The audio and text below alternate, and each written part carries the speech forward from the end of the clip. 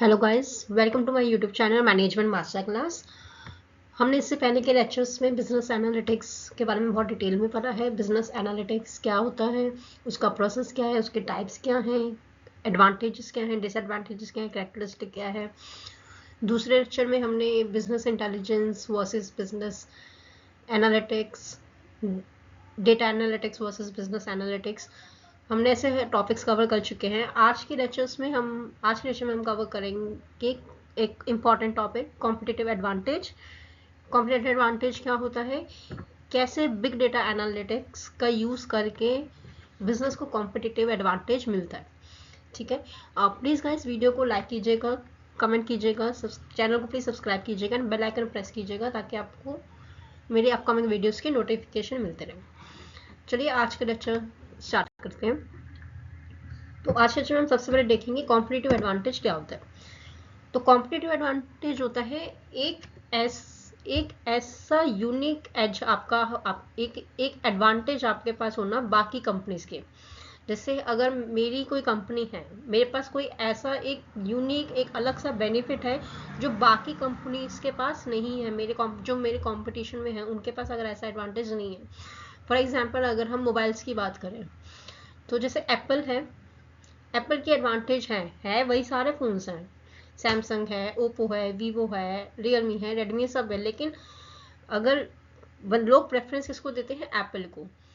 क्यों देते हैं, हो सकता है उनका प्रोडक्ट ऐसे डिफरेंट हो, बाकी कंपनी वो यूनिक प्रोडक्ट है उनका, सर्विसेज अच्छी हो सकती हैं, या हो सकता है कि उन्होंने एक स्पेसिफिक मार्केट को टेस्ट करके, जब वो आए थे इंडस्ट्री में तो उनका मेन तो उन्होंने लोअर क्लास मिडिल क्लास को इतना एडवांटेज नहीं, उनके लिए हायर अपर मिडिल क्लास और रिच पीपल के लिए था वो। ठीक है, एंड हो सकता है कि कुछ कॉम्पिटिटिव एडवांटेज आपको इससे मिल सकता है, जैसे अगर कॉस्ट लीडरशिप की, आपका प्राइस बाकी कंपनीज के मुकाबले आपने कम रख रखा है।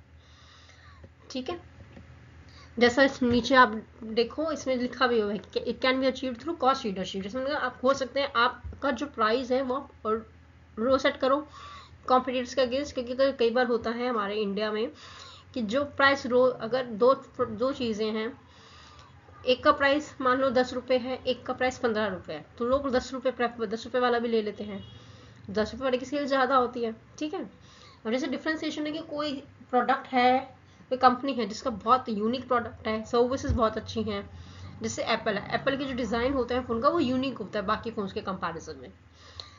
ठीक है, एंड उनकी सर्विसेज भी अच्छी होती हैं। या फिर फोकस स्ट्रैटेजी यानी किसी एक स्पेसिफिक मार्केट को टारगेट करना।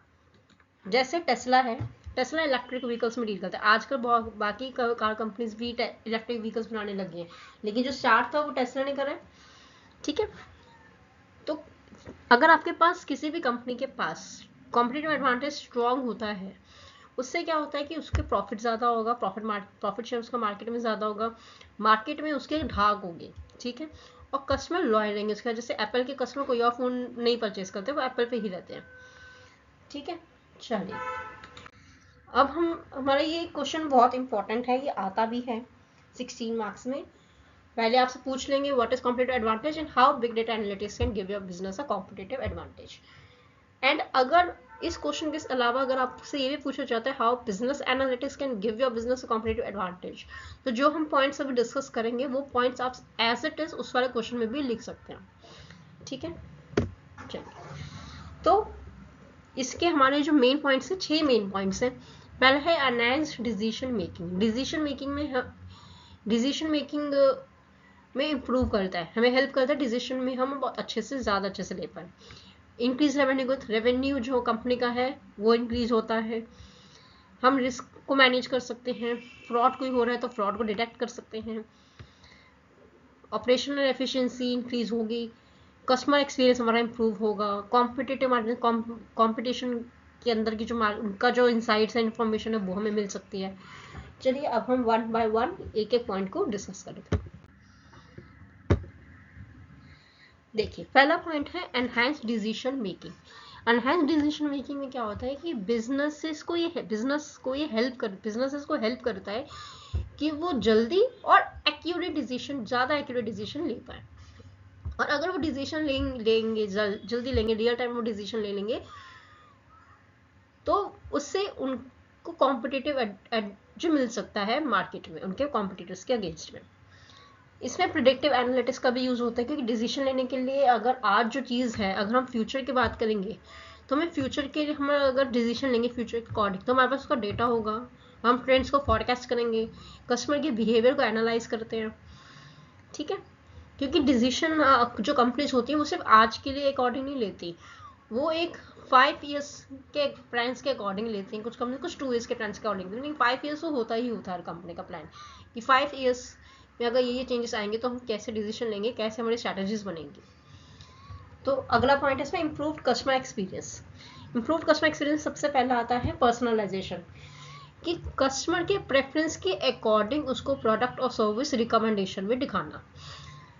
अब इसका एग्जांपल लेते हैं, जैसे नेटफ्लिक्स, आपने मान लो थ्रिलर सीरीज देखी है, तो वो आपको रिकमेंडेशन थ्रिलर सीरीज के बाकी भी दिखाता रहेगा, ठीक है। या आपने अमेजोन पे अगर आपने देखा, आपने सेलेक्ट किया हो कि टॉप्स, ठीक है, आपने टॉप सिलेक्ट किया, तो वो आपने एक टॉप मान लीजिए ऐड टू कार्ट किया, या आपने उसको बाय किया, वैसे ही वो आपको दिखा देंगे मोर ऑप्शंस, आपको 3-4 रिकमेंडेशंस और दिखाते हैं, ठीक है। सेंटिमेंट एनालिसिस में क्या आएगा कि कस्टमर के फीडबैक को कंप्लीट एनालाइज करती है और अपनी सर्विसेज को इम्प्रूव करती है। जैसे किसी कस्टमर ने 5 में से आपको रेटिंग दिया 3, और उसने डाला अपना रिव्यू। फॉर एग्जाम्पल किसी ने एक प्रोडक्ट लिया था अमेजोन से, उसने 3 रेटिंग दी कि प्रोडक्ट की क्वालिटी अच्छी थी बट क्वांटिटी थोड़ी कम थी, तो हो सकता है क्वांटिटी पे अब ज़्यादा क्वांटिटी दे दें। या हो सकता है किसी ने डाला कि कपड़ा तो अच्छा था बट एक वॉश के बाद वो उसका कलर थोड़ा डल हो गया, तो हो सकता है वो अगली बार वो फीडबैक लेके इम्प्रूव करे, ठीक है। चलिए अगला है इंक्रीज्ड रेवेन्यू ग्रोथ। इससे रेवेन्यू जो कंपनी का होता है वो इंक्रीज होता है। कैसे? क्योंकि हम इस टारगेट मार्केटिंग करते हैं, हमें जिस मार्केट को टारगेट करना है हम वो करते हैं। कौन से कस्टमर हमारे लिए प्रॉफिटेबल रहेंगे, किस सेगमेंट के कस्टमर प्रॉफिटेबल रहेंगे। अगर मान लीजिए मैं कोई किड सेक्शन का करती हूँ, तो मैं ये देखूंगी ना कि कौन सा ये मेरे पास, अगर मान लीजिए मैं कोई ऐसा किड सेक्शन बना रही हूँ जो अपर क्लास के लिए है, तो मैं अपर क्लास में ऐसे कौन कौन से ऑफर्स डालूं, ऐसे कौन कौन से ट्रेंड्स वाले कपड़े डालूं जिससे मुझे प्रॉफिट हो। तो वो कस्टमर जो प्रॉफिटेबल कस्टमर बिजनेस के लिए हो, जो रोज हमेशा वहां से बाय करे, ऐसे कस्टमर को आइडेंटिफाई करने में भी मदद मिलती है। अगर हम वो कस्टमर को आइडेंटिफाई कर लेंगे तो रेवेन्यू हमारा अपने आप इंक्रीज होगा। फिर है प्रोडक्ट इनोवेशन, कि बिजनेसेस ऐसा प्रोडक्ट करें जो नया हो मार्केट में अपने डेटा के अकॉर्डिंग, ठीक है। मान लीजिए उन्होंने किड्स का वो प्रोडक्ट वो बना रहे थे 0 to 5 ईयर्स के किड्स के बीच के लिए। फिर उन्होंने देखा कि हमारे पास और भी ऐसे जो पेरेंट्स हैं, ऐसे फीडबैक्स आ रहे हैं कि उन्हें थोड़े टीनेज बच्चों के भी कपड़े चाहिए, तो टीनेज के अकॉर्डिंग में वो कपड़े डिज़ाइन करें। मतलब वही कपड़ा है बस उसको साइज में डिफरेंस कर दें, ठीक है। जैसे आप किसी के बारे में होता है स्मॉल मीडियम एक्सेल लार्ज, ऐसे साइज इंक्रीज हो जाता है, ताकि और हमारा कस्टमर बेस बने, और कस्टमर बेस बनेगा तो रेवेन्यू इंक्रीज होगा ही होगा, ठीक है। अगर कोई भी आपको नहीं समझ आता है आप प्लीज़ मुझे कमेंट्स में ड्रॉप कीजिएगा, मैं उसी टाइम आपको रिप्लाई करके आपके जो भी आपकी क्वेरी वो सॉल्व करने की कोशिश करूँगी। चलिए आगे बढ़ते हैं। तो अगला हमारा जो पॉइंट है ऑपरेशनल एफिशिएंसी। ऑपरेशन से डे टू डे एक्टिविटीज़, इसमें क्या होता है प्रोसेस ऑप्टिमाइजेशन। कैसे? हम जो भी हमारे डे टू डे एक्टिविटी में जो इनएफिशिएंसी है या जो कुछ ऐसी चीज़ है कि जो ठीक से नहीं हो रही, कहीं कहीं लैक कर रहा है, तो हम वो चीज़ आइडेंटिफाई करेंगे, और वो चीज़ आइडेंटिफाई करके इसमें हमें कॉस्ट भी हम रिड्यूस कर सकते हैं, ठीक है। फॉर एग्जाम्पल कंपनी ने नोटिस किया कि ये जो काम है ये 5 वर्कर से भी हो जाएगा, हमने हायर कर रखे हैं 7 या 8, तो हो सकता है वो जो बाकी के उस प्रोजेक्ट से वो 2-3 लोग वो हमारे हटा के जिस प्रोजेक्ट में हमें वो लोग चाहिए हम वहाँ डाल दें, ठीक है। क्योंकि उस प्रोडक्ट का हो सकता है हम उसके लिए उसको लेबर दे रहे हो 500 रुपये, और जो दूसरे काम के लिए हमें 300, तुम्हारा कॉस्ट रिड्यूस हुआ ना, टाइम भी बचा। ये इनएफिशिएंसी है कि हम बंदे चाहिए 5 और आप हायर कर रहे हो 7 या 8 उस चीज़ के लिए, फायदा नहीं है ना उस चीज़ का। फिर है ऑटोमेशन, जो रिपीटेटिव टास्क होते हैं उसको अवॉइड करने के लिए मैनुअल वर्क की जगह हम आर्टिफिशियल इंटेलिजेंस और मशीन लर्निंग का इस्तेमाल कर सकते हैं। जैसे और कॉल सेंटर में रेपिटेटिव जो टास्क है डायलर का है, अब मैनुअली करने की जरूरत नहीं कि मैनुअली बंदा यहाँ से कॉपी करेगा फिर वो डायलर पे डालेगा, ऐसा कुछ सीन नहीं है, ऑटोमेशन में कॉल्स आती हैं। ठीक है, next competitive market insight.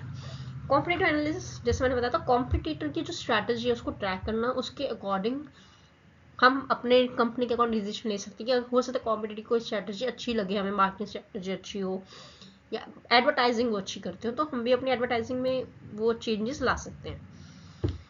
Next is trend identification.